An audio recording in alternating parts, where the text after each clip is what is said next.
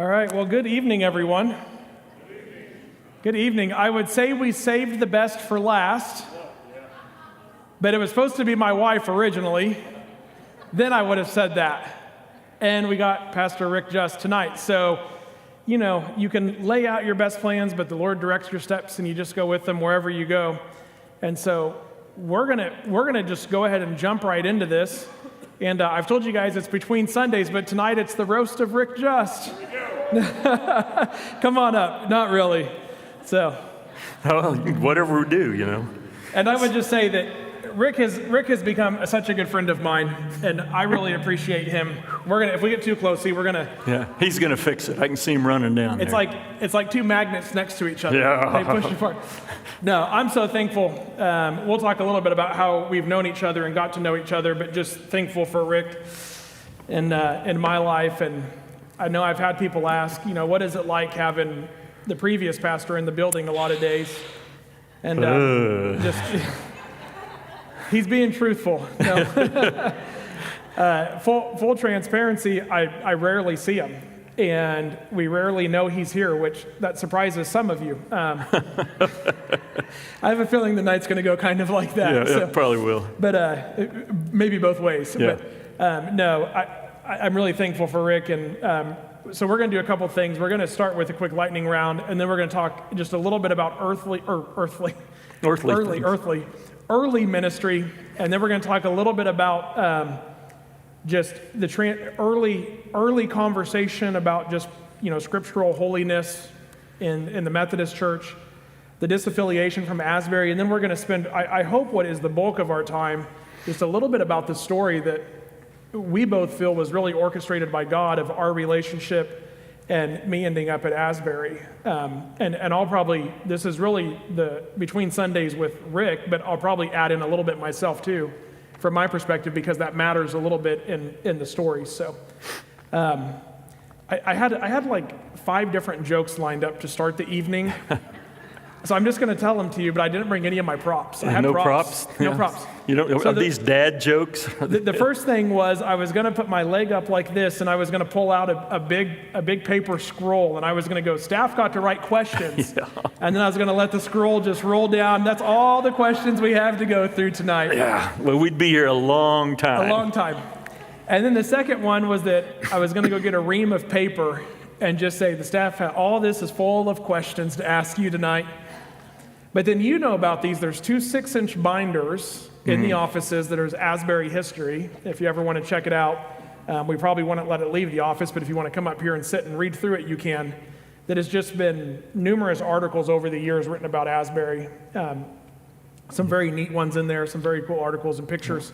I was going to bring both of those binders in and go. Well, there was Wendy, so much I had to put put in all there. of that together. I Yeah. mean, that's one of her strengths, and she put all of that together. It's fantastic. Yeah, it's really 2 6-inch binders, and then I think a 3-inch binder there with it too. So A lot of history. yeah, a lot of history there. So no jokes. We're going to move right into it tonight. So be easy on you. Yeah.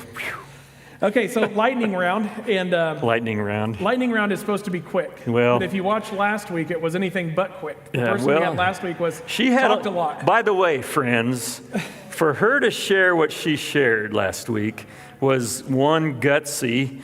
There was vulnerability to it, and it was good because what she shared is heard by others, and they can go, "Oh, I'm not alone in this," or whatever. And so, thank you for sharing that. That was really good. Yeah. So, You can clap. It's fine. yeah, you can clap. Okay, so lightning round questions, almost the same. I changed a couple of them, though, just for you. So, Well, I'm kind of used to this. Preach, pray, or die, or whatever. coffee or tea? Yeah. Coffee. Let's go with coffee. Oh, man. Yeah. What? He missed the quick part. Yeah. Coffee. Okay, let's go just quick. Coffee. Early bird or night owl? Yes. Early. Early. Okay. Favorite hymn? Oh, God. Victory in Jesus. Yeah. Page 370. And I gave your wife permission to answer for you tonight, so we may hear somebody in the crowd. Favorite more modern worship song? Favorite song today? Man.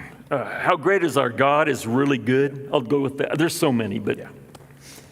If you weren't a pastor, what career would you have chosen, or what did you want to do maybe as a kid? radio DJ. I could have done DJ on a horse. There you go. Okay, I'm going to start calling you DJ. Yep. You made this is Radio Asbury. Whatever.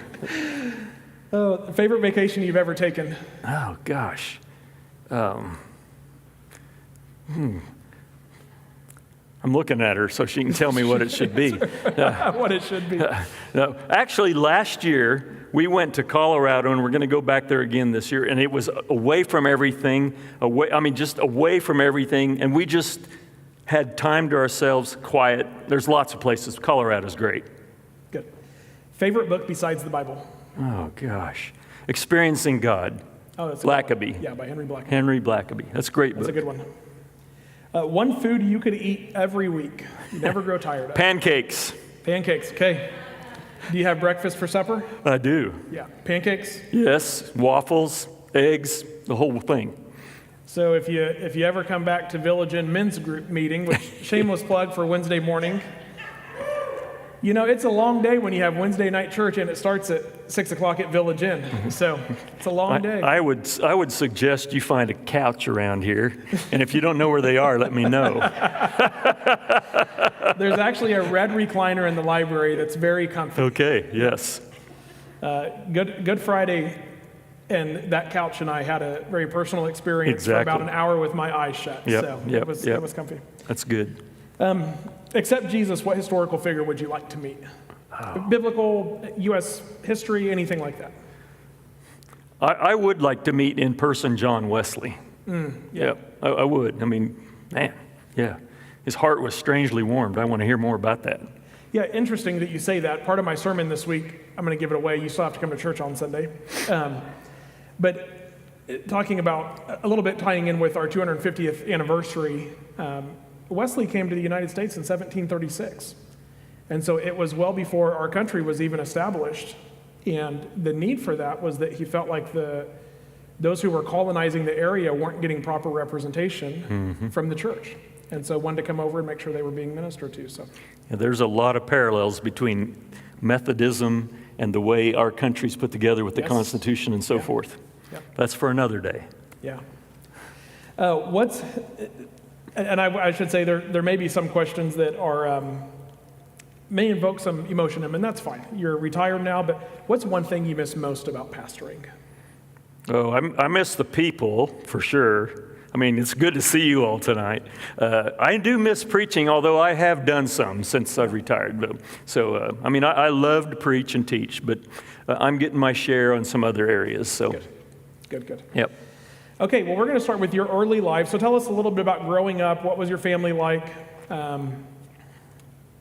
Was ministry something you recognized early on in life? Tell us a little bit about early life and going into kind of learning that. Well, and some of you know maybe a little bit. I haven't shared everything, obviously, but my mom was a General Conference Mennonite. My dad was in the Methodist Church.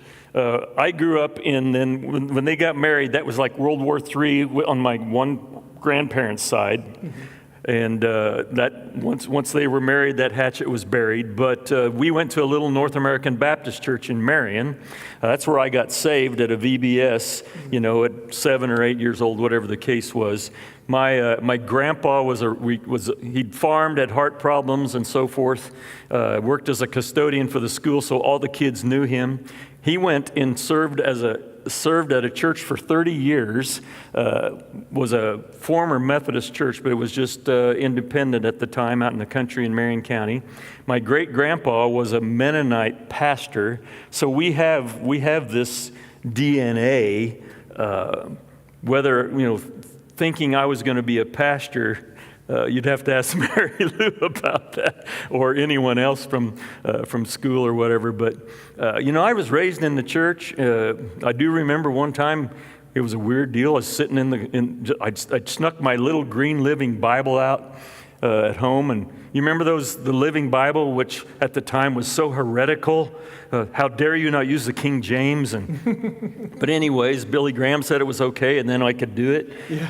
And so I was out there reading the Bible in the car one time, and I don't know, things like that. My mom always was concerned, and she wanted to tell this story, but she didn't get to tell it here. She was always concerned about me in the sense he's either going to be a clown or a missionary. So she was always scared to go to school to talk to the teachers.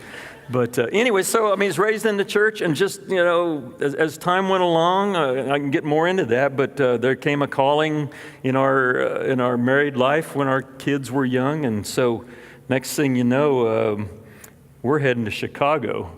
Now, there's some things that happened. Disciple Bible Study, which some of you remember, came out in 1987. We sang in the quartet.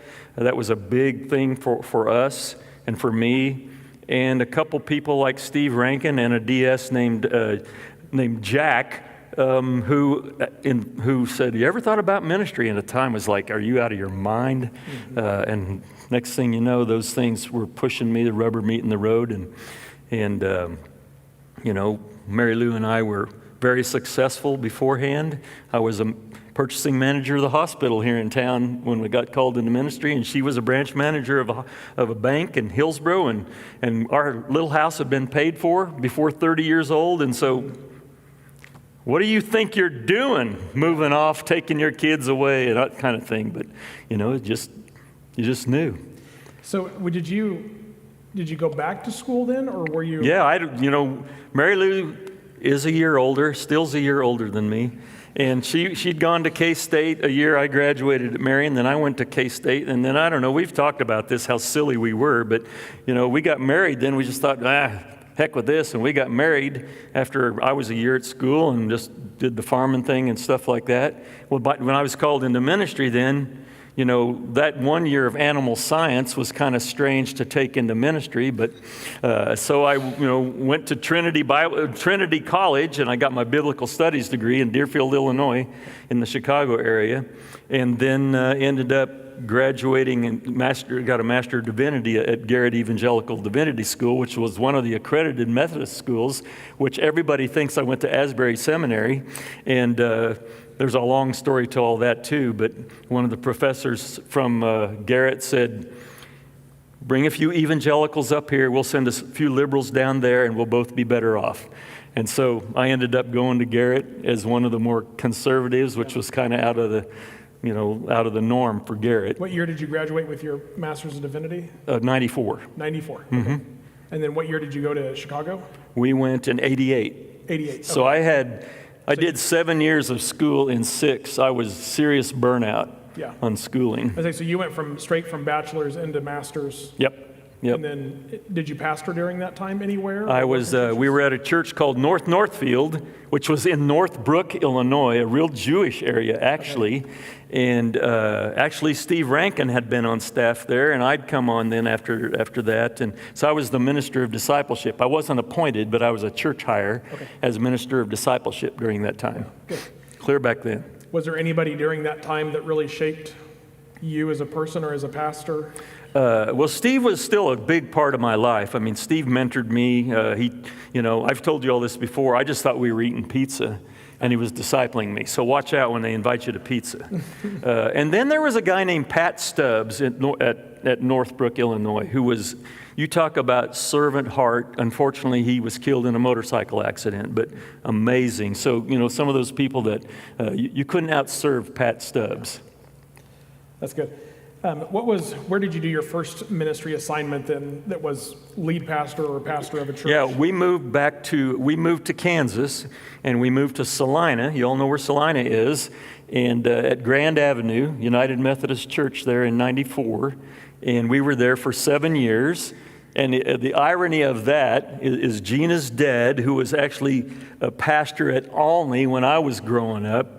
I became his pastor as he was there. He and his wife Helen were there. And so the irony of that, but for 7 years, it was the best first appointment you could ever have. Unreal. They were great. Was that in 94? So when you graduated 94. with your master's, Yep. you went straight to Yeah, we Salina? moved straight from Chicago to Salina. Okay. Yep. Had you not been from the area, that would have been a little bit of a culture shock. Yeah, But you yeah. knew you were coming We back knew to we were the- coming back to Kansas. We didn't know where, but Yeah. at the time it was Kansas West. Those of you who remember the appointment process or the conference. And then from Salina, where did you go? Okay, we were there 7 years Yep. and had an incredible run there. And then we went 8 years to Leota, western Kansas. And again, and that's where Shad Mel and that whole family came from, Leota. And some of the greatest discipleship and greatest leadership was raised up there. Wonderful, wonderful people. I mean, it's very rural. It's very flat. It's very dry. They blamed me the first year. They only got 7 inches of rain, so they blamed me. But the people there were amazing, and we have some of our best friends still back there. And so we were there 8 years, and Walk to Emmaus, which you know about, really turned that church around, but it took a while to get there. And then that leadership stepped up to the plate after some struggles. After we left, they had some struggles with some other things. And we then went to Mulvane, 5 years, and we were there, 5 years. And it was an interesting church there because they had a more traditional group who wanted to remain in the sanctuary, and they had a contemporary group who wanted to be in the gym. And sometimes never the twain would meet. And so it was kind of this, it was a little bit of a struggle to pastor what felt like 2 congregations rather than here we have maybe two services, but I didn't feel ever we had really 2 congregations, you know. Yeah. And so we were there 5 years, and that's when Scott Jones called, who was the bishop, and said, hey, we think we have a place for you on the cabinet, which meant to be a DS for the United Methodist Church. And so we moved there in 2014, over on 37th and Rock, roughly. There's Willow Bend Golf Club in that area. So we were kind of, this is kind of nice, you know. Didn't even live there a whole year and moved again. The same people who moved us said, we saw this stuff not very long ago. But Bishop Jones came and said, that's when you remember Linda Louderback, who was your DS at the time? I was sitting across from her hallway, or her door, her office, I should say, and I said, who are we going to put at Asbury? I mean, it was, we described it as the animal known as Asbury. Okay. Because it was its own, well, you all know. And so, the list was very short, and we were trying to figure out, and the bishop calls me in his office one day, and I just thought we were going to talk about some things. You've probably heard this, but, and then he said, after we talked, he said, okay, he leaned forward, and when Scott leans forward, Scott Jones, you know something's up, he said, Rick, I want you to consider going to Asbury Church. And I go, oh, Bishop! I mean, literally, I did that. He knows that, and because it caught me totally off guard. I was only 7 months into the DS thing. And so now I had to shift gears, and anyways, so we moved twice within 1 year and ended up here in 2015.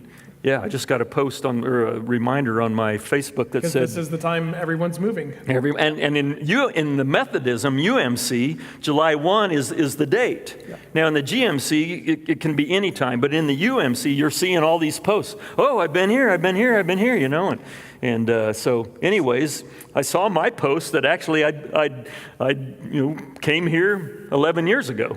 So yeah, crazy. Yeah. So some of my UMC pastor friends have posted on Facebook pictures of moving trucks and those kind of things. They're all moving, and I thought I'm really glad to be at a place that you can stay. Praise the Lord. Yeah, and not being asked to move. It's really hard the flaw in that system is that it's really hard to establish anything. It takes 5 years to even get to know people. Yeah.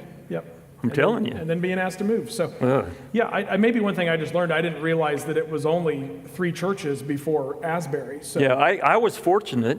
You know, most pastors had these really seemed like quick moves. We had long stays. The shortest was 5 years. And that was okay.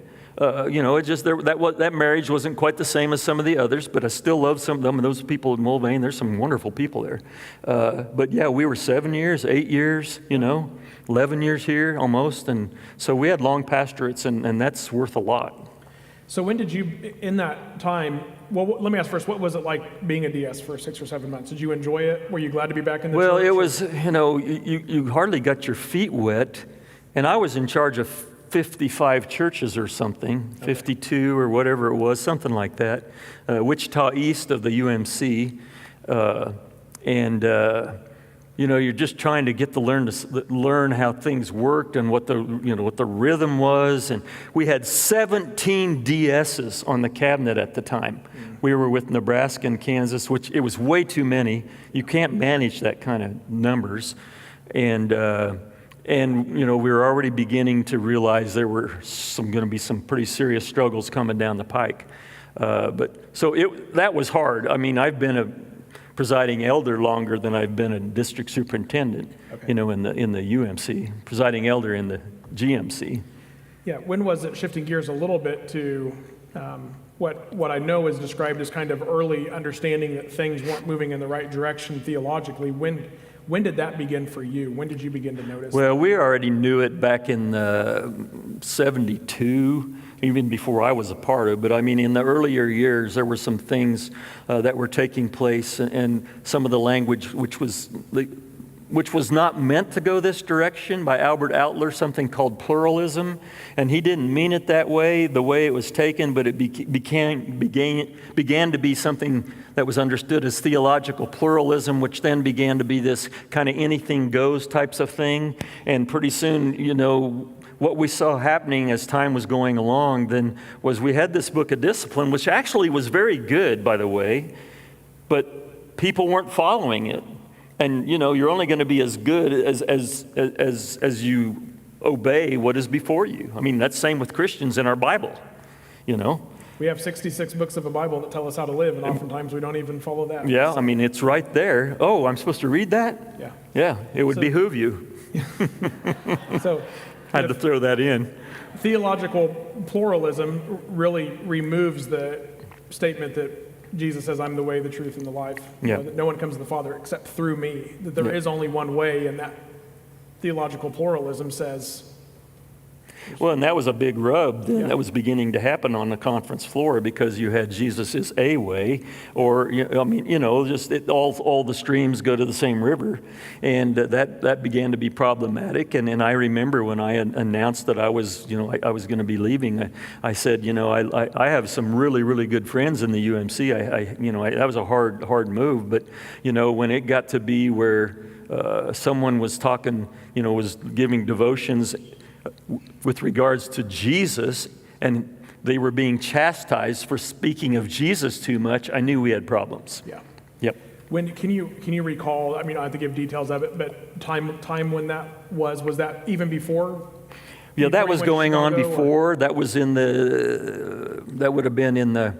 Remember, I was born in 85. Okay. So some of this was going on. Yeah, but before. as far as the things that I remember at annual conference, though, these were happening in the late 90s and into the 2000s to 2010 in that time period, and you could see the drift, and you could see the struggles that were happening, and you could see, you could just have the conversation. I'm all about diversity. I really am. Because God is a God of diversity with regards to, you read Revelation, and every tribe, every nation, every tongue will come and worship, and yet that language got twisted in such a way that it was meaning something that it wasn't intended. And so diversity began to be kind of an inclusivity of anything goes. Yeah, I think an important distinction to make, and I know everybody here understands this, but for those who might watch online at a later time, or once you say something on the internet, it's out there forever. Yep. One of the biggest things that I've gotten to know over the past year, really, our conversation started almost a year ago when you and I got to know each other kind of a second time after a walk to Emmaus. But one of the biggest things that I've learned is I thought for a long time that the separation of the UMC and the GMC was over, maybe one or two issues. And it wasn't the issues that I thought it was. The one issue that it was over was scriptural holiness. And when you look at it from a scriptural holiness standpoint, there is one thing to consider, and it's whether or not Scripture has the authority in your life. And when Scripture is dismissed as the authority in your life, and that anything else goes, this theological pluralism, right? Anything goes, you lose everything. It is throwing the baby out with the bathwater, if you will. Everything goes out the window when Scripture is. Yeah, those other things were purely symptomatic. Yes. They were purely symptoms. And so people would get mad and say, well, you hate, for example, homosexuals or whatever. We're not even talking about that. I mean, that was always the presenting issue, for example, or some of the other hot button issues. But the issue is scriptural holiness and the authority of Scripture and the uniqueness of who Jesus Christ is, in that He is the Son of God, that He is who He says He is. And that was really at stake, and that's where the real rub was. These other things were just presenting issues. They were symptomatic. They were symptoms. Yeah. One of my favorite quotes is, and I live by this often, I read Scripture and sometimes struggle with different parts of it. Oh, sure. But one of my favorite things when I have to remind myself is that when I read Scripture and I struggle with something, I have to assume that I'm the one that's wrong. Yeah. It's not the other way around. Yeah. I don't read Scripture and say, Scripture's wrong. My feelings don't matter when it comes to Scripture. What Scripture says is what Scripture says. Yeah. And that's not to say we don't wrestle with it or struggle with it or even say, what the heck was going on? I remember talking with Nathan multiple times, and he'd go, what is this? Yeah. I mean, there's some weird stuff. But you also have to understand there's contextual things that are so different then than they are now. Right. That's why you have to do the deep exegetical work to use. Yeah. I mean, I went to seminary, so I have to use a big word every now and then. I mean, in other words, dig deep into what's really going on underneath it all. Yeah, it behooves you to use big words after seminary. It does. There is a plethora of reasons for doing so. I got nothing else. Yeah. But I mean, so we saw, and really, I think to go along with your question then, is we really saw in 2019 at a general conference that had been called specifically to address the issue of sexuality, to make some kind of statement there. And when the church chose to keep the traditional understanding as it was in the discipline, not to mention the Bible, but in the discipline, that's when literally all hell broke loose. I mean, it was awful. Yeah. I'll never forget being there and coming here, and I'd lost friends over that deal. It's sad. It's sad. Where was that? That was in St. Louis. St. Louis, that's right. And we went there and we came back and we knew now that something was going to give. Yeah. Yep. And then how long after that did the GMC begin to Well, see, in 2020 then, there was supposed to be a general conference. And guess what happened in 2020? COVID.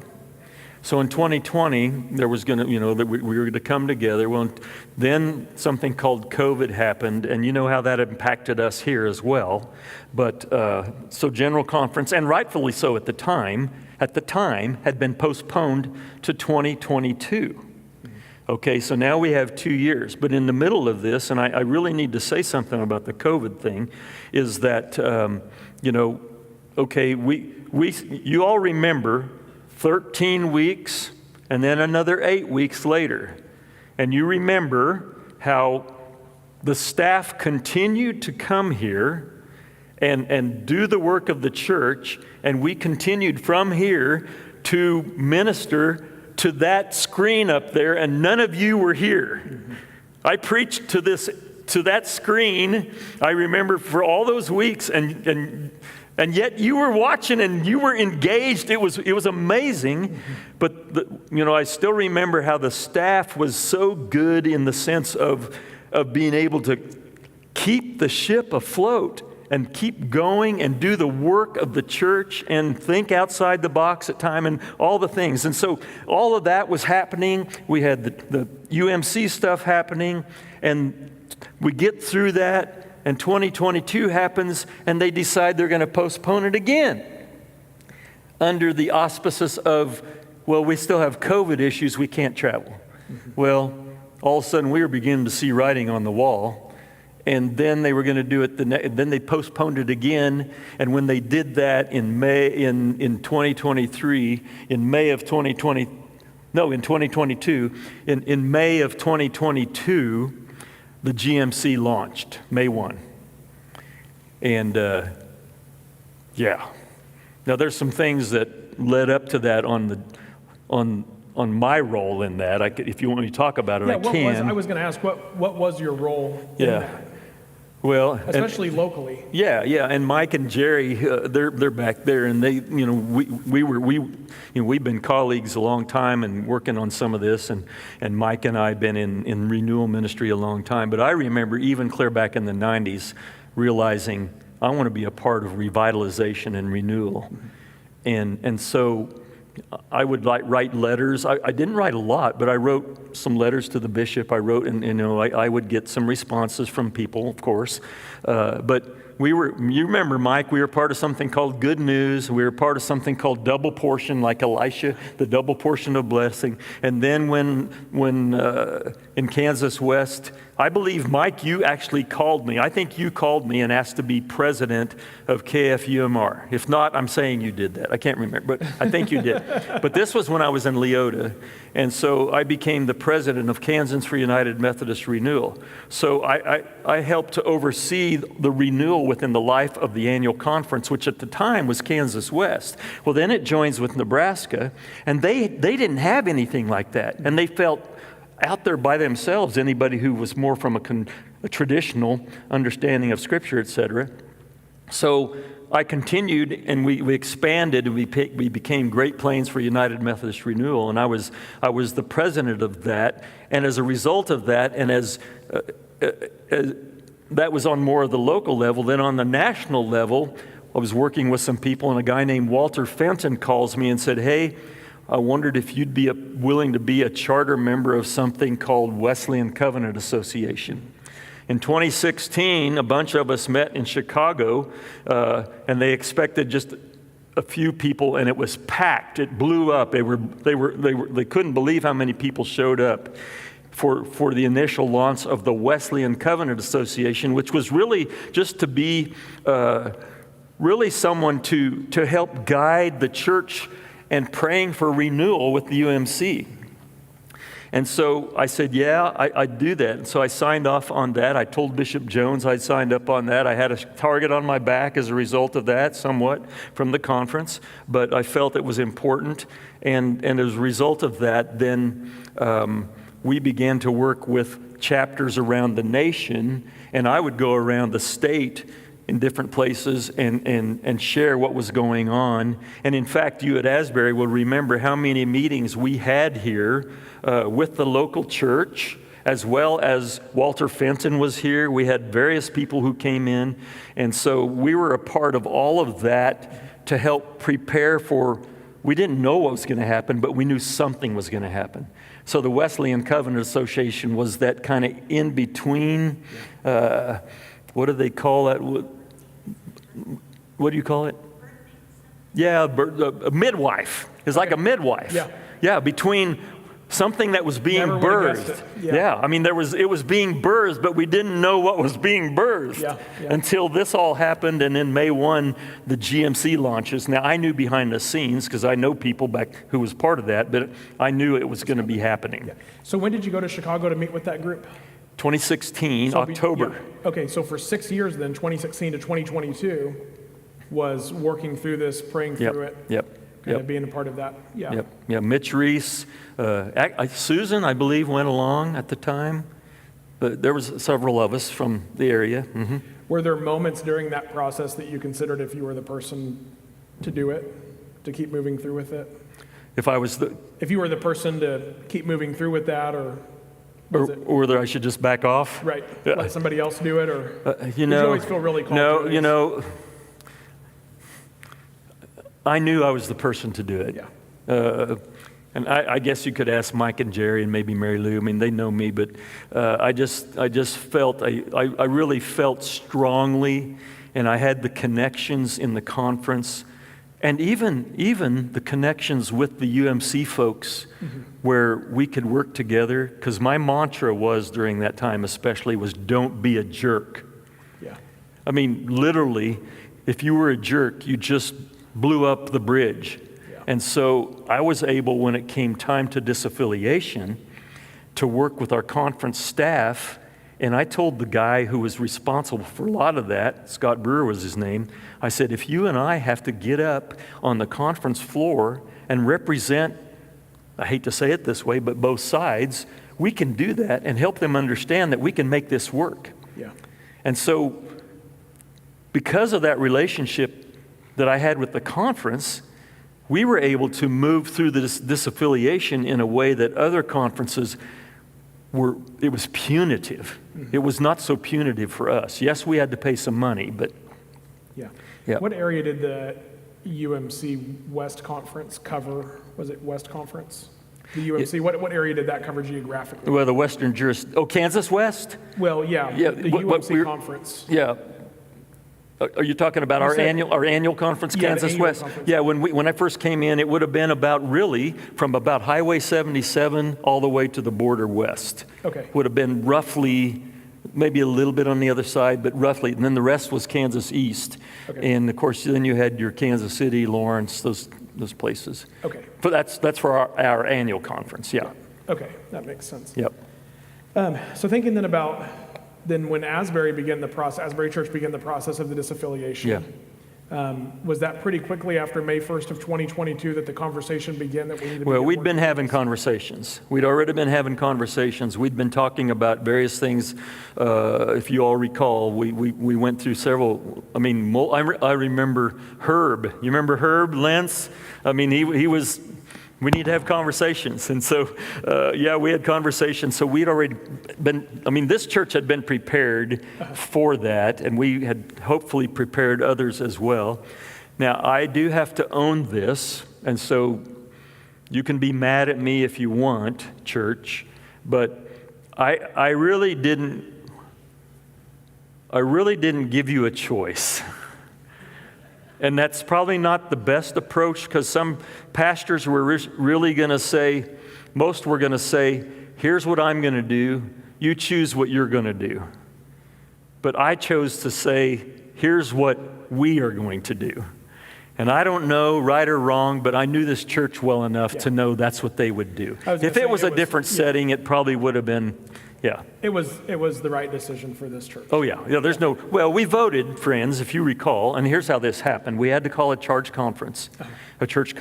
And so Mitch Reese was our district superintendent. And he came here, and I'm a good friend of his, and he came and he led it. He knew what was going to happen. First, we had to have the charge conference to vote to disaffiliate, and we had to do so with a 67.5%, I believe, to do so. And so he led the charge conference. It was 98.5%. Yeah. 3 people, I think, maybe voted. And I said, look, whoever it was that voted against it, that is fine. You know, we love you. I don't know who you are. We want to work together in all of this. Anyways. And then we had to have our own meeting with the church that would decide whether we were going to go GMC or something else. Well, they were prepared already.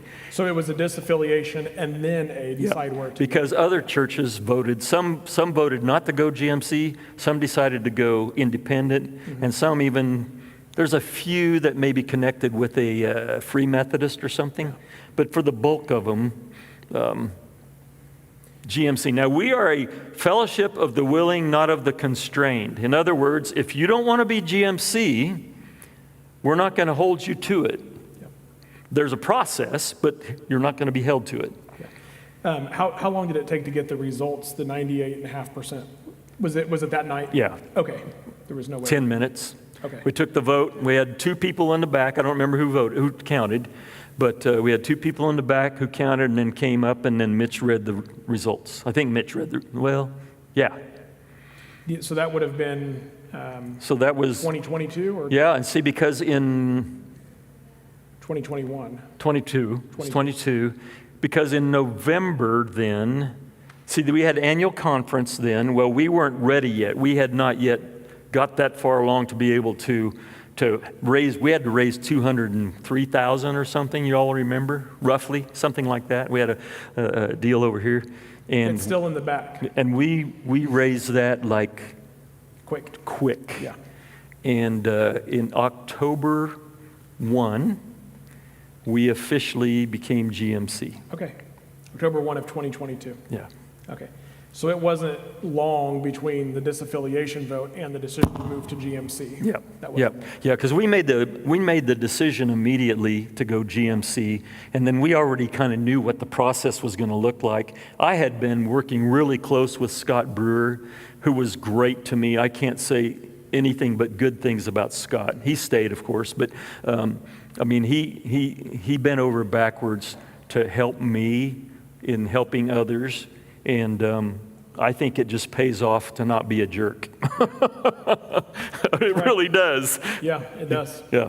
I think I know the answer to this, but I would ask, where are some key moments in that disaffiliation with Asbury Church that you really saw God kind of pave the path forward, and it was as simple as just walking down it? Well, one was just knowing ahead of time where these people were. Mm-hmm. So I didn't feel in my gut like, oh, I'm taking them down a wrong road. So I knew where they were at. Secondly, was the vote was very clear. This is who we are. Yeah. Third was how quick that money was raised. It should have not had to been, we should have not had to pay that. Yeah. That money was in reserves. Yeah. But anyways, and how quickly we did that. And then really fourth, I just think how people just really celebrated in moving into that and knowing that, you know, we made a really good decision here. Yeah. There's stories that have come out of just some of the struggles that churches have faced and pastors have faced, that some pastors that knew the direction that they had to go personally regardless of what the church decided. Yep. And that's difficult. And I heard one story of a friend of mine. We were actually in the doctoral program at Asbury together, and I was asking some of these same questions to him. Remember, I didn't come from a UMC background, so I haven't lived through this. And I remember listening to him telling the story of the day that the church that he was at made the decision not to disaffiliate. And he remembers talking, he had a teenage daughter living at home, and she really enjoyed the church and being there. And he remembers sitting in the front row, he says, with his wife and his daughter. And of course, this is very recent. This is all within the last 4 years for people. So this would have been about 2.5 years ago when he told me the story. And he remembers the vote coming and them getting the results right away, and him looking over at his wife and saying, I'm scared of what we have to do. Yep. And I probably get choked up a little bit about it because it's God's faithfulness to him, and I care deeply about this person now. Yep. And his daughter leaned over to him and said, Dad, don't worry, you know, it's what we need to do. Yeah. And like for a Yeah. 15 or 16-year-old girl to say that to her dad, Yeah. I mean, it's huge. Yeah. And Yeah. this was not a matter of leaving something as much as it was joining something Yeah. of what Yeah. God was doing in the larger church at that Yeah. time. I remember in the, you know, as we were talking one night at one of the meetings, and I don't think I'm speaking out of turn here at all. He's not here. But Jim Beebe, who I really respect as a great leader here at this church and so forth. But we were talking right there in the middle of the aisle, and he you know, we didn't know if we were going to be able to keep building. We just didn't know a lot of things. And he said, I'm not married to this building. We can worship wherever we need to worship. Yeah. And he knew this.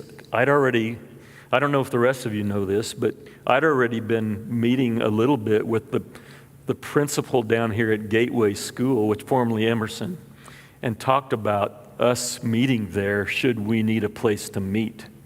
And so we'd already been in some conversation about that, should that happen. But, you know, we didn't have to go that direction. But, you know, it's hard. A lot of people, they can't hang their hat where the UMC lands on a lot of these things, but they can't leave the building.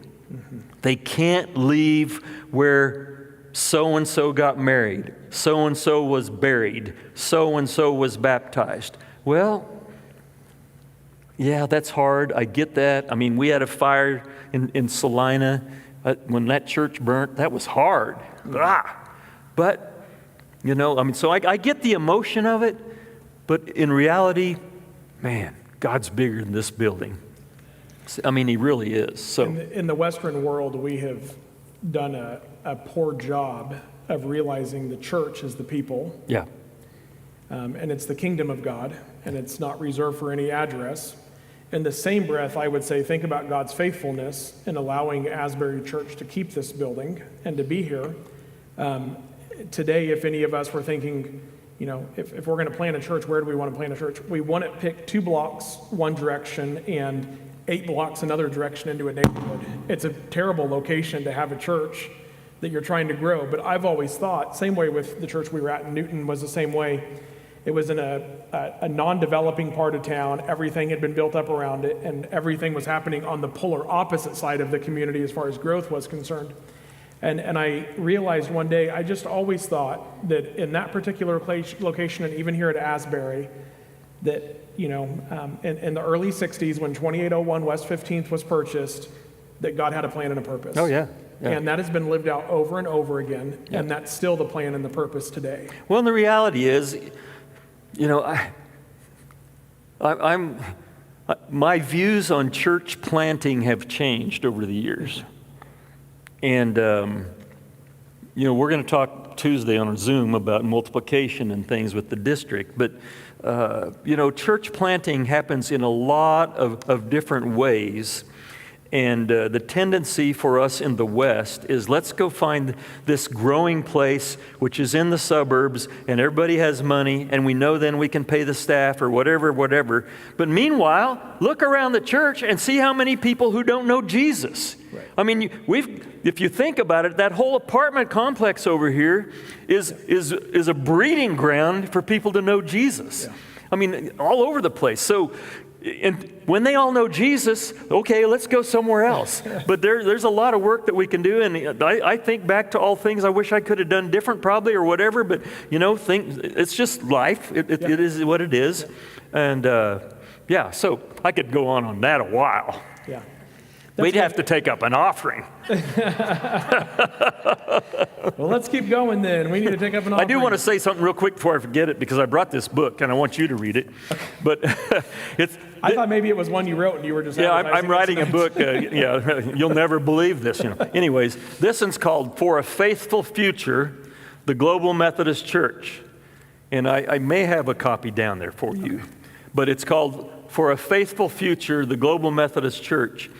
And I just read it. It's really a tribute to Keith Boyette, who was the kingpin behind all of what's happened to get us where we are. And these are chapters of our Methodist history background that took us all to what I've been telling you tonight, took us all through that and gives us the future where our vision is of making disciples of Jesus Christ and spreading scriptural holiness across the globe.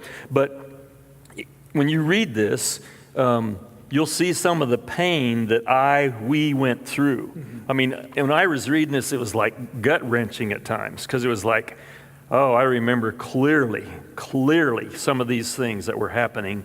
And but it's really good. And for those who don't, like Levi, who doesn't have a lot of Methodist stuff, this would be a good read so he can get a feel for the flow of where we're at. So good. I'm plug for a faithful church, the Global Methodist Church. You can get it on Seedbed. I can see the... Yep, you can get on Seedbed, or come see us. We'll fix you up down the hallway. Yeah, they got snacks too. We got snacks. Here's a funny thing that the Heartland Conference loves being here, and I would just say to Asbury, they pay for the space and all that, but just thank you for making it available. I really hope that Asbury Church can be more of a resource church than what it currently is. Yeah, and I think that's been part of the vision. Yeah. I mean, just to live into it with all the crazy changes. You talked about it Sunday. Yeah, we're the most centrally located with the larger building, of course, that can host stuff. And so I even think there's a youth ministers network. They called me for the Heartland Conference. There's some of the youth ministers in the Heartland Conference that meet regularly. They called me to get Levi's contact information. They want to get him plugged into that, so very thankful for that.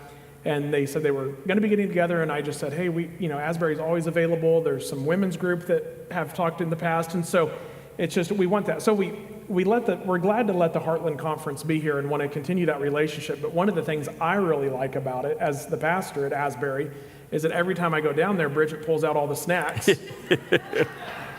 Because she knows that's how I'm going to stay happy. So I go down there and I get a Diet Coke and peanut M&Ms and pretzels or whatever else they have left over from whatever conference or well, class and or we do appreciate it. And when I talk about Asbury, I still say we, and I always have to kind of go, I mean Asbury, but yet it's still we. You know what I'm saying. But we're also here in just a few weeks. Asbury is hosting.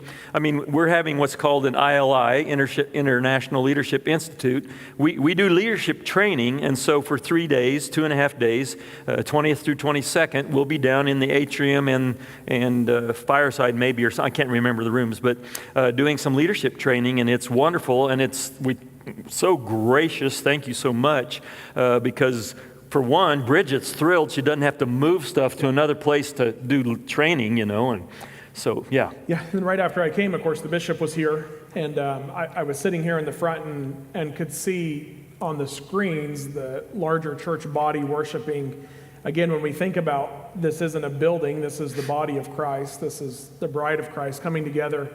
And I had this thought of how beautiful would it be if just the fifth Wednesdays or whatever of the month, the fifth Sundays of the month in the evening times, the GMC area gathered, here at Asbury or really at any church, as far as that's concerned, to worship together. The larger church body, like we're a connectional group, and so we're not meant to be just Asbury Church. Yeah, connection matters, and I think that's one of the things the board talked about, was that we didn't want to go independent. We didn't want to do it on our own. And I realize, maybe Methodism hasn't always been on the forefront of the mind here at Asbury, but connectionalism, I think, is a part of that. That's so important, that we need each other. I know when we had that fire in Salina, the connection raised up and was there for us, rather than you by yourself trying to figure it out. Yeah, I could talk a lot about that. So let's shift a little bit then, for what time we have left. We'll take whatever time we need to talk a little bit about then how you and I became connected. 2013, I was relatively new. When did we go to Newton? No, it would have been before 2013. Maybe it was 2013? 2012. That's what I was going to guess. 2012, we went to Newton. Well, I have a friend who works at Central Community, where I grew up, by the name of Donna Schrag. Some of you might know Donna Schrag. Oh, Donna. Oh, yes. Yeah. Yes. And Donna's a wonderful lady. I didn't really know Donna that well, except she had watched me grow up at Central Community Church. And so it's announced that I'm going to go be the pastor at the Newton Church for the Church of God. And I don't really know that her and I had much of a connection, except I did know who she was. And so I get this phone call from a lady by the name of Donna Schrag. And Donna's part of this story. And Donna calls me and says, there's this thing called Walk to Emmaus, and I think it would be really good for you. I want you to be successful in your pastoral career. We had been in Colorado, and while it was, we didn't leave ministry after that. It was a challenge for 1.5 years, almost 2 years that we were there in Colorado. And that's a whole other story for a different day. But Donna knew about some of that story, and so she called me and said, I think it would be good for you if you go to this kind of retreat weekend. And I was like, oh, I'm all on board. She said, we'll give you a ride, Tom, her husband Tom. Tom and I will give you a ride out there, and you have to have a sponsor. We'll be your sponsor. And I show up at Barclay College, and I remember I walked in, and the first thing I'm told is essentially, you can't talk for the next, 12 hours. And I thought, what in the world did Donna get me into? I'm in the middle of nowhere, Kansas. He's in a cult. He's in a cult. And honestly, that night, it was probably the first time in my life that I had practiced silence and solitude. And I'll never forget it. Yep. I won't say it was earth-shattering that night, but I'll never forget it. Yep. Just to sit there and just think I had to be quiet, and how hard that is in the yes, world I know how we hard live that is. in the Western church. But silence and solitude is a way of Jesus. How many times did he retreat to go and be with the Father? Mm-hmm. And so that night comes around. The next day we wake up and we go into a room, and there's round tables, and we get paired at a table, and I know no one at this thing. There are obviously other people that do know others there. I was probably one of the few that knew no one. And I got to be part of worship or listen to the worship, and we walked through the Walk to Emmaus curriculum. And what I learned later is that, of course, there's somebody at your table, like I didn't even know this, or somebody at your table that's there to help you walk through this. I had no idea any of this. Oh, yeah. I knew nothing about this except that I had been quiet for the last 12 or 15 hours and couldn't talk. It kind of brought back a little bit of like PTSD of like basic training in the Army. Yeah. It was like show up and you don't know where you are. Don't say anything. Don't look that way. Don't look this way. It's not retreat per se. No, it wasn't retreat at all. I was learning quickly. Yeah. And Donna was gone as far as I knew. Yeah. So it's a spiritual boot camp. Yes, it's spiritual boot camp. And so we're there, and I get to know these few guys that were helping out, and one of them leading worship, I remember specifically, was Just. And so that was 2013, and this weekend comes to an end. I go back to Newton, and Rod Just and I stay connected because Rod Just lives up in the Newton area, or not far from there, and just not too terribly far away.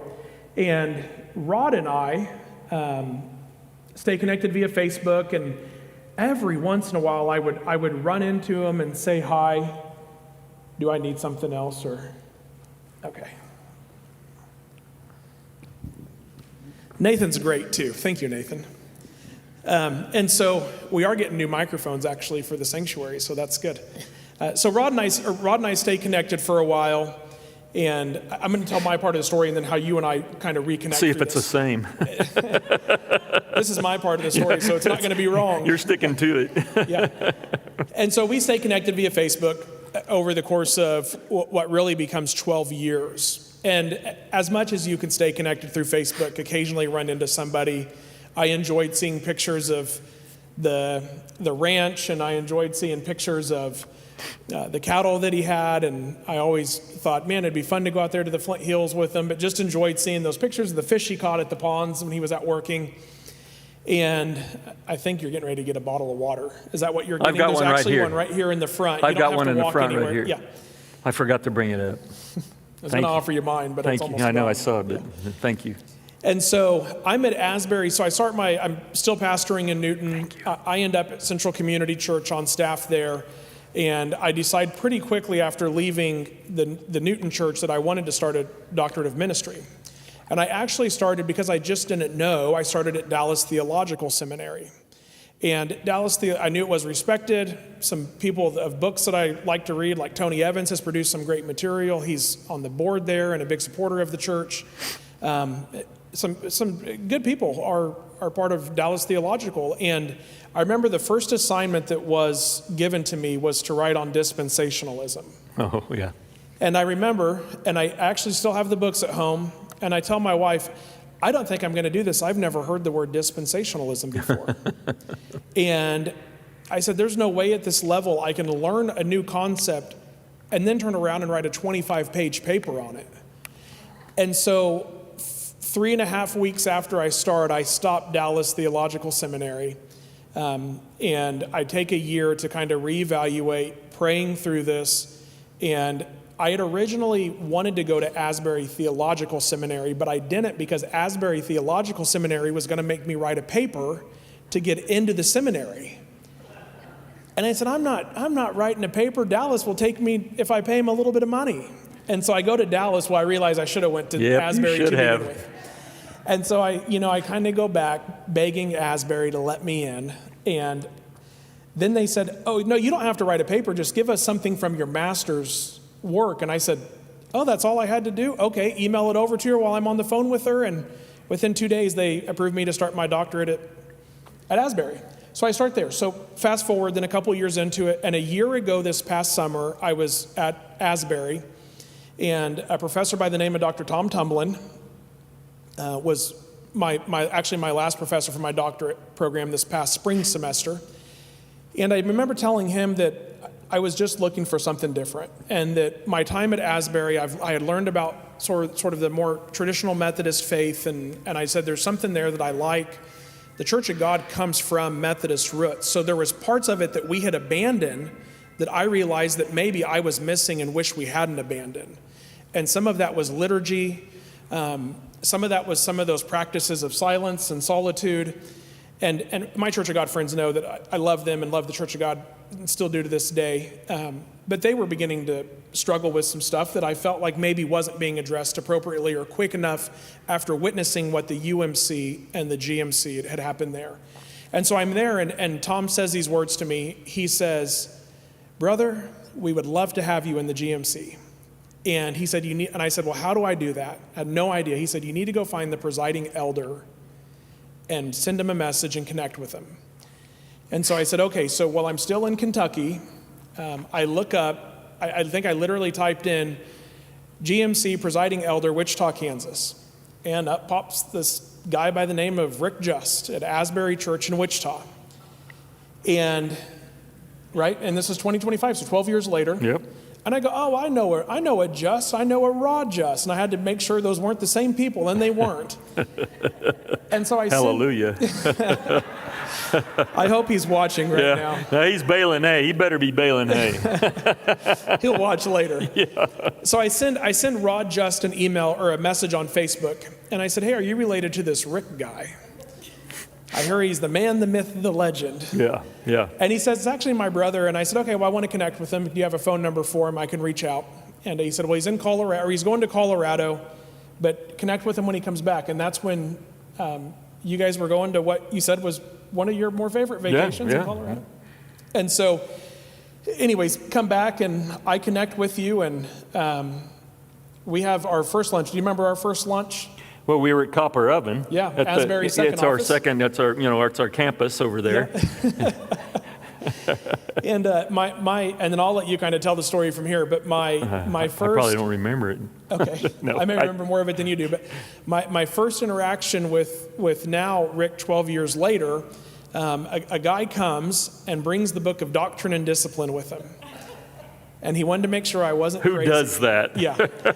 And I remember he sets it down, and I go, well, this is a sure change from the Church of God. And we have a lunch there, but I left that fully confident that this is where God was taking us. Not Asbury, but the GMC. Yeah. And I knew that, or what I realized was that, and I had already left Central by this point. I was only out for about a month before we came here for one of our first Sundays. Actually, I've said this before, I came by myself. I felt like Rebecca was like, you go out into the wilderness and go find the other church for us. I'll stay here in the comfort of my home. And so we started attending here, and Rebecca's first Sunday was Roundup Sunday of last year. Yep. And she decided if this was a Western church, she was all on board. She was ready. Put them boots on, let's go. She was ready to realize it was a one Sunday thing. Yep. So Rick and I, and this is not an exaggeration, we end up having lunch together about every other week at a minimum, a lot of times once a week for several months, actually. Yeah, we had several. There Yep. was. We went over there. I can't even remember the name. I don't remember. Huddle House. Huddle House. Yep. We went to Huddle House. Huddle We went to House. Popeyes. Yep. Popeyes. We went I to think we Copper. went back to Copper. More Yeah. than once. Yeah. Yep. Yeah. And I thought, man, if this is the way the life of a GMC pastor is, I can get used to this, just going out to eat every day. But what I think is part of that story that I want to make sure I throw in there from my perspective was that when I had actually left Central, I was fully prepared to go back into the Army as a chaplain. And Rebecca and I, and more me, but of course, we do things together. We're one. And so if I decide we're going to go in a direction, she has to make sure she's okay with it too. And so I had been working with the U.S. Army to become a full-time chaplain. And we had been walked through this process. We had went down to Dallas, and I had met with recruiters down there, because that's where the recruiting is for the chaplains, is in Dallas. And when I got hired at MIR, which was a temporary thing, and I knew it was, but I had to leave Central in order to find something else, whatever that may be. I knew I wasn't going to find something else whether it be GMC or the Army or whatever, if I was still at Central. So I had to leave Central. And that was a really difficult time for us because I had friends call me and say, are you leaving ministry? Are you giving up on the church? And I was like, no, I think God has something else in store for us, but I have no idea what it is. And I can't describe it. I can't tell you what it is. But if we call it a warming of the heart, it was that God was telling us together, I've got something else planned. Yep. I need you to be faithful. And I felt like I had done a good job of being faithful, but this was completely different. So I find this job in Newton. I apply for it. It's a facilities director for a drug and alcohol treatment center. It's what I'd really done at Central. I was very underqualified for the job, if you will. We had 5 campuses across the state and a very, very full-time job. And they offer me the position, and then I thought, I got to be honest with them. I'm planning to go to the Army after the first of the year. And so I go in one day and I tell Des Martins, and Des had become a friend of mine from pastoring in Newton, because that's where their corporate offices are, and they're a nonprofit drug and alcohol treatment center. I go in and tell Des, and I said, Des, I want to be honest with you, I want the job. But I'm planning on leaving in January or February to be a full-time chaplain in the Army. And her exact words back to me, I knew she was a Christian lady, her exact words back to me were, if we only have you for 6 or 7 months, then we only want you for 6, then we're fine with only having you for 6 or 7 months. And she said, you can have the job. And I thought, wow, that's almost unheard of. They knew I was only going to be there for 6 or 7 months, yet they were willing to invest in me and take me on. So at the same time, Rick and I get to know each other. Mm-hmm. And I'm thinking, the GMC is an option in case this whole Army thing doesn't work out. And there was a little bit of a concern. It wasn't like a second thing or anything. It was that inside of me, I still felt like, what if this doesn't work? I'm putting all of my eggs into one basket. What if this doesn't work? And what if the Army doesn't take me for some reason? I wasn't in by any means. To become a chaplain is almost a year to a year and a half long process to go through this. I had a year left of my doctorate degree, and I thought, do I wait till I'm done with that to go? And I don't want to put it on hold. So many life things. It was really bad timing, but I was also bumping up against the age limit to go into the Army without an age waiver. And so we're kind of walking through this, and 4 days, I think it was 4 or 5 days after I started at Mir, I get a call from the chaplain's recruiting office, and they said, hey, we're really sorry, but you don't actually qualify to be a chaplain. And I said, why not? And they said, you don't have a master's of divinity. Mm-hmm. And I said, but I have enough credit hours to do a doctoral program. And they said, no, you don't have a master's of divinity. If you take all of my credits that I have from my master's program, I have more credit hours than a master of divinity requires.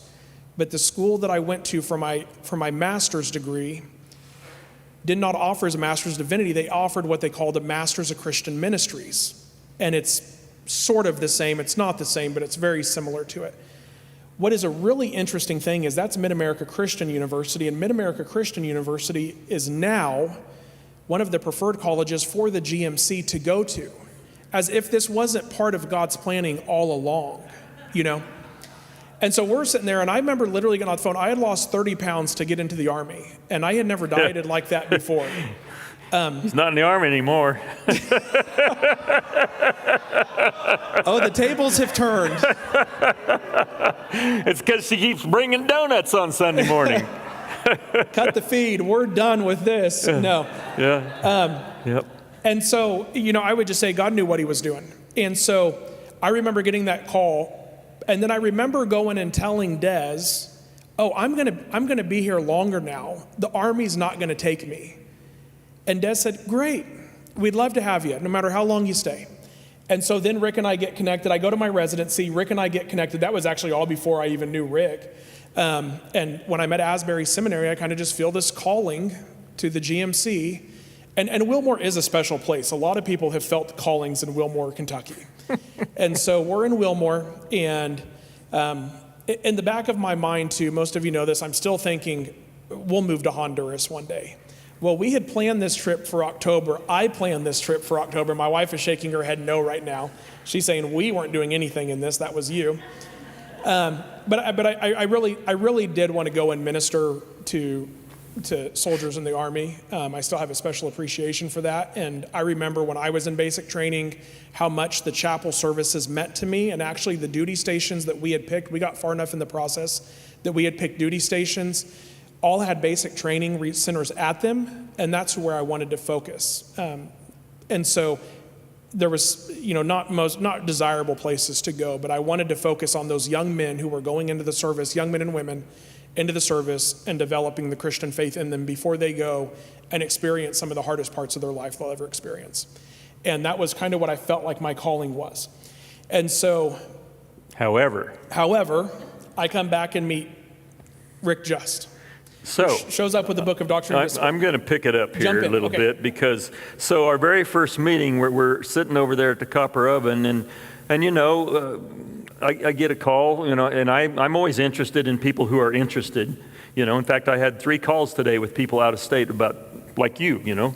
And so I said, well, you're not out anything if you just apply.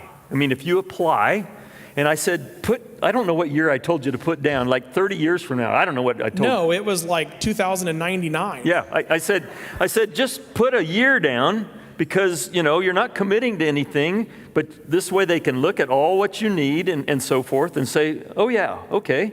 And so he went ahead and did that. So in the meantime, there was kind of this back and forth going on.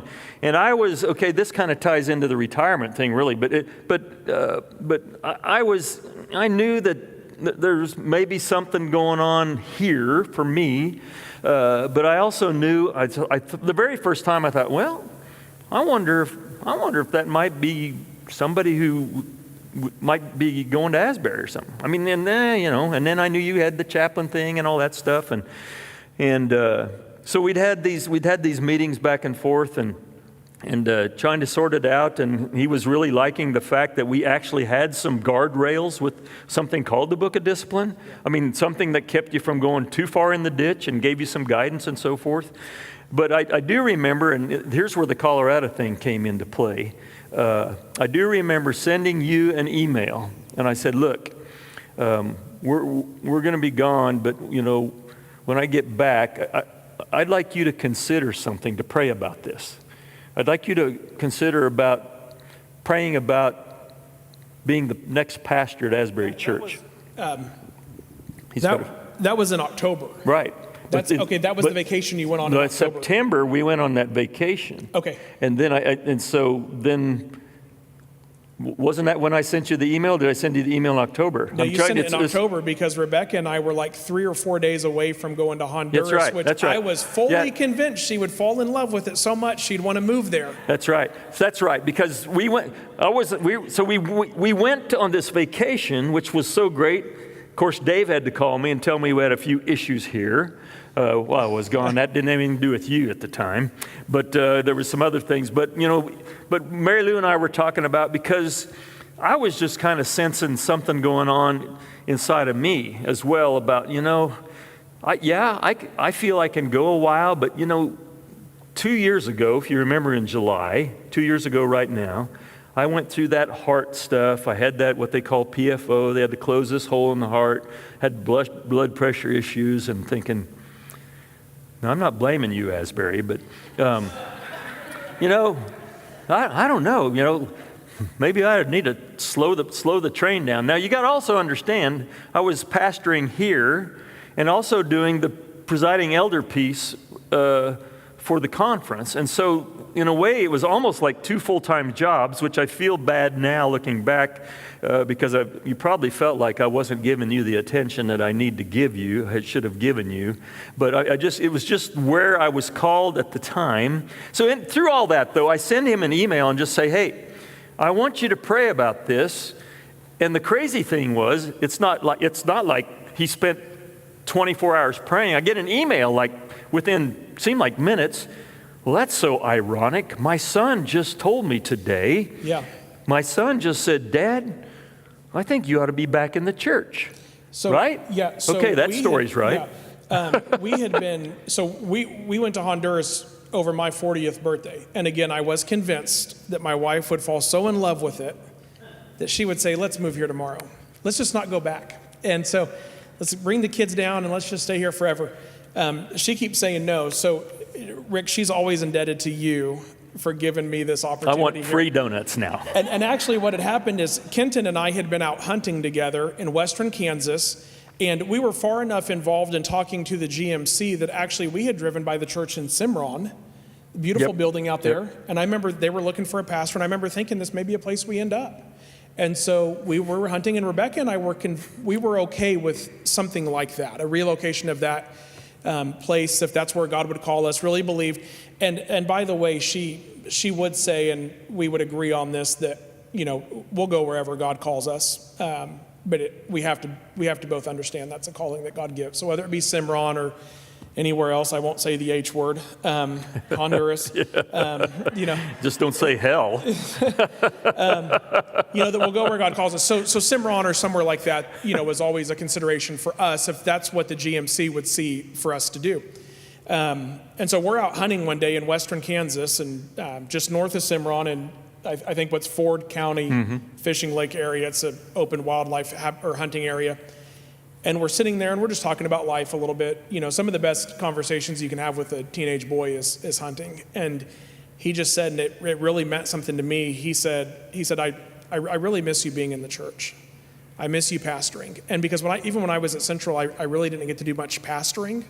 I got to work in a church, and I really did love what I did there, and I'm thankful for the time I got to be there. But my kids didn't see me pastoring, and that's, especially with Kitten, that's all he had known me as, was a pastor. And so it was something different. And so he said that. So then we're 3 or 4 days away from leaving to go to Honduras. And I remember picking up my phone that morning, and there's an email from Rick Just at Asbury Church, and I look at it, and it was, hey, this isn't public information yet, but before we start moving forward with this, would you even consider? And I actually think my first response was, we're going to Honduras, and I'll take some time to pray about it. Fully convinced that my prayers would be answered, that would be the place we would end up. Uh-huh. And then I had to be honest with my wife before we even left, that maybe our prayers are different now while we're there. Yeah. I will say, though, that we did feel like when we were there and we prayed, that we got a very clear response from God that we were to move forward with this, if this is what he wanted for us. And so when I came back, it was about 2 weeks I think before we met again, and my response was, I don't want to put on a dog and pony. In the Church of God, you had to go and preach at a church. You had to, sit around the table with different people, and then they would vote on you to decide if they liked you or not, essentially is what it was. And it would be you and 2 or 3 or 4 or 5 other pastors. And I said, I'm not going to take my kids through that process. Mm-hmm. I knew that I didn't really know the process. Right. And so I just said, I don't want to come. And my kids had been here a few times. I said, I don't want to go to where my kids have been. And if it doesn't work out, to go in home and tell my kids, well, they don't want us to be the pastor there. And I wasn't going to do that to my kids or even to my wife. Yep. And so I said, I'm not going to put on a dog and pony show. I'll work through the process. I don't know that I use those exact words, but that's what I would say tonight. But I'll work through the process faithful to what God will call us to. And so from there... Well, the Huddle House is where you told me that you basically said yes. You were willing to move forward. And so that led to the conversations. Of course, the process is that he applies, but then he also has to be interviewed by the Board of Ministry. And really, with his credentials coming from the Church of God, that was received over. And then he could actually transfer his credentials, not just come as a valid elder, but transfer his credentials. And he was ordained. Well, I mean, he was actually not ordained, but his ordination was accepted here at this last annual conference just a few weeks ago. And so there was that whole process that was playing out.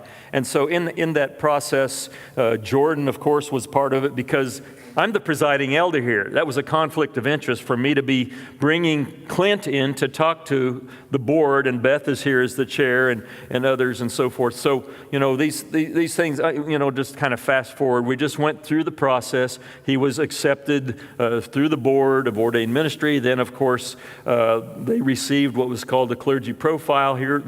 This board did. They saw that. They looked at him as well as another person or so, and then they invited him to come in. Jordan led that conversation. Then the decision was made within a couple days of that. But, so that that piece is all going on, but leading up to that, so they've got some nerves on their end, but in October, this was in December when you had, between Christmas and New Year's, when you met here about that. But, in the middle of this is this retirement piece, and in October, we had a cabinet meeting here, and we were going to have a wonderful worship service in the chapel. Well, I had a board meeting that night, and I knew that was the night I had to share with the board that I was going to retire. That's a killer. That was no fun. Beth, you remember that. But that was just no fun. So I had to do that with the board. I hated it with the staff. To do that with the staff. Our staff had been together through the whole time, 10 years, whatever. And so to do that, and then the rest of you didn't know until Charge Conference of November 9th, at the end of Charge Conference, I announced that.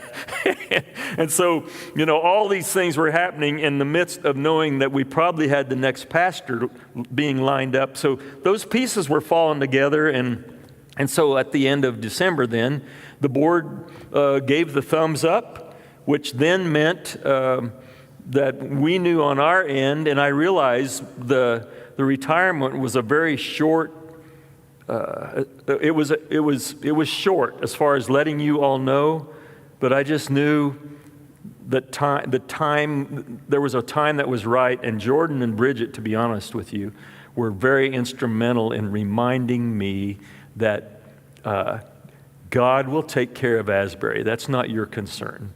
It is my concern, but you know what I'm saying, that God will take care of that. And Bridget said, if you're not going to retire, then quit talking about it. Because I would bring things up like that, and she said, then quit talking about it. Now, anyways. Yeah, and so I think a part of this that's really important is that I was pretty convinced that I felt pretty good that this was going to work out. And so I took a large step of faith and planned to go to Honduras for 3 weeks in January.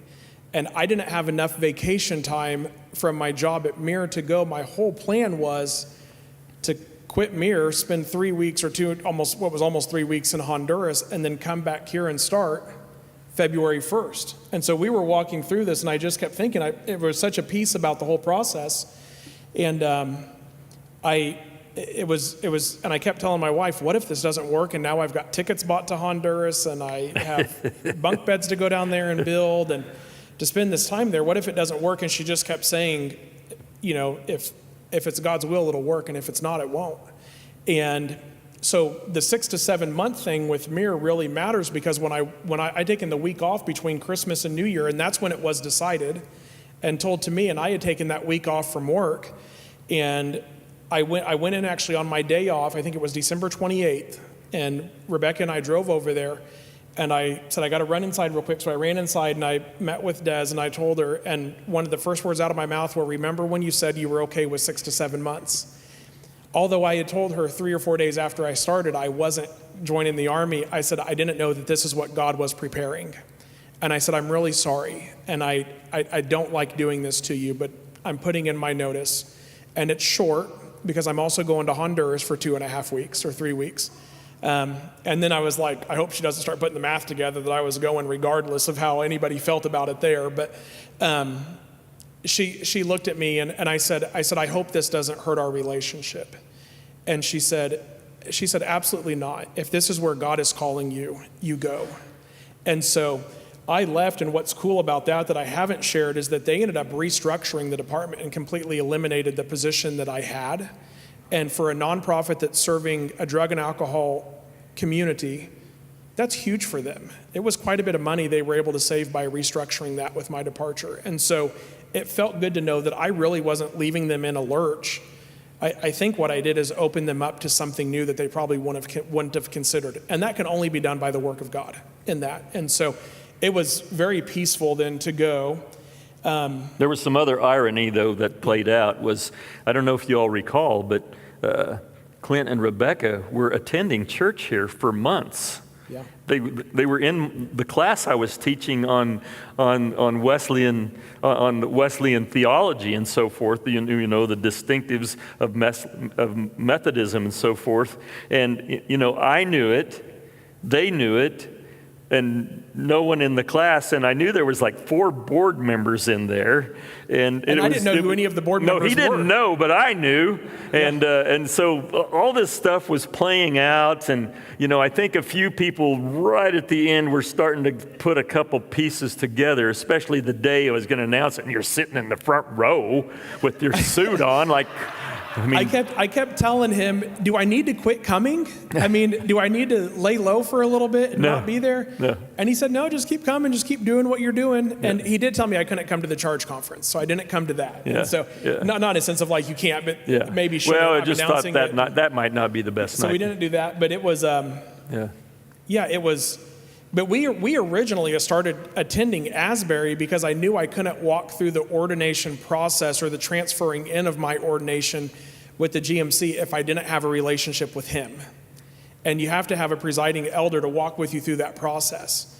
And so we didn't come here thinking, we didn't even know in June or July of last year that you were considering retirement, or even I don't even know that you were at that point. No, really, there was just a lot that happened. It was just that I knew I had to build a relationship with Rick if I wanted to walk through this process, which is why we started having lunch so often together. And he was interviewing me as much as I was interviewing him on behalf of the GMC, and because I didn't know, and I was like, I'm not going to get my family into a situation that I don't want us to be in. We believed in scriptural holiness. We believe that we're called to live this holy life. We believe that we rid everything of our lives that doesn't draw us closer to Jesus. And while we're not perfect at it, it's what I want my kids to know. And so I was like, I'm not going to get into an organization or something that's not like that. Yeah, and I think, and I know we need to wrap it up. We've kind of gone a long time, but, we don't have to. Here's the deal, folks. We don't have to apologize. We do not have to apologize about our Methodist history as far as Methodism is concerned. We do not. It is good theology. It deals with the evangelical witness as well as the social outreach in the sense of caring for the least, the last, and the lost. So there is no reason to apologize about Methodism. The apology would come about the way that we have not been faithful to the one who is faithful. That's where some of the apology needs to come. But, here's the other piece of it.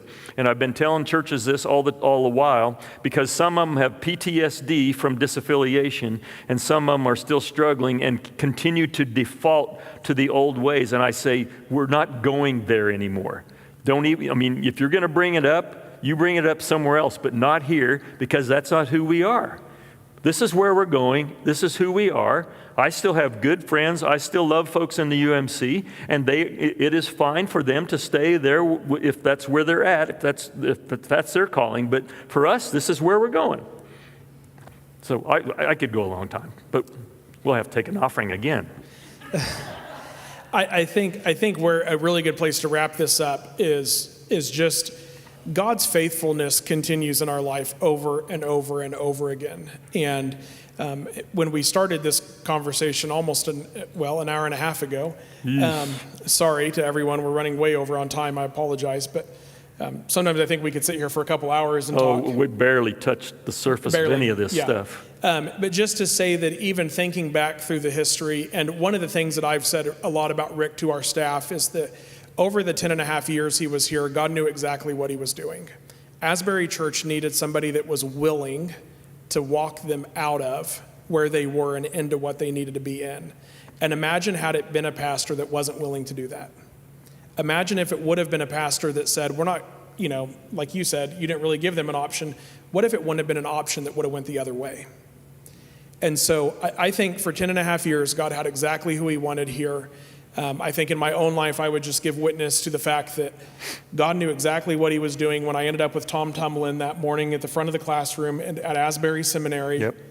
Knew exactly what he was doing in 2013 when he connected me with the Just family. Knew exactly what he was doing when the email showed up a few days before. And it's hard sometimes to trust that God knows what he's doing. But every single time his faithfulness shows up over and over and over again. Mm-hmm. Anything else you want to add? Well, one of my favorite verses is from Proverbs 3, 5, and 6. You all know it. Trust in the Lord with all your heart. Lean not on your own understanding. I mean, that part right there, lean is a trust word. Lean not on your understanding. Trust is a leaning. And so, man, there was a lot of things in the time here at Asbury that we just didn't understand. Man, and we just had to trust. And we're still in the midst of trust. I mean, trust is a big deal. But in all your ways, acknowledge him, and he will make your paths straight. So in all that you do now as you continue on, I mean, I just encourage you to lean into him, lean on him, trust him, and he will make your paths straight. It doesn't mean it won't be a hiccup, but there will be paths straight. And Habakkuk 1:5, my favorite. Look out over the nations and watch and be utterly amazed, for I'm going to do something in your days that even if I told you, you wouldn't understand. Yeah, even if I told you. That's God's faithfulness in our life. So pick up your copy of For a Faithful Future. Looks like I got mine. We can all go home now. You get the underlined copy. You can always tell a Rick Just book because there's a bunch of words underlined throughout it. Yep, not highlighted, underlined. God's faithfulness is so good, and God has seen Asbury through, what is almost now 120 years. 1905, if you consider the first time it was talked about, 122 years almost of faithfulness, and he'll do it again for another 122. So we just have to continue to walk with him. And so, anyways, Rick, I'm glad that we got to do this. I was actually going to do it the next time, but change of schedules allowed for tonight. It all worked. So here we are. So and I only have to say this: it's the second best for last. So it was good. All in God's timing, right? Trusting him to do it right. This is a good way to wrap it up. So we're done for the summertime for between Sundays. I could continue to bring people here every Wednesday night. I love hearing people's stories and talking to them. And it would be appropriate to sign off with this. It's all about the... There you go. Amen. All right. Amen and amen. Have a good evening. All right. Thank you, everybody.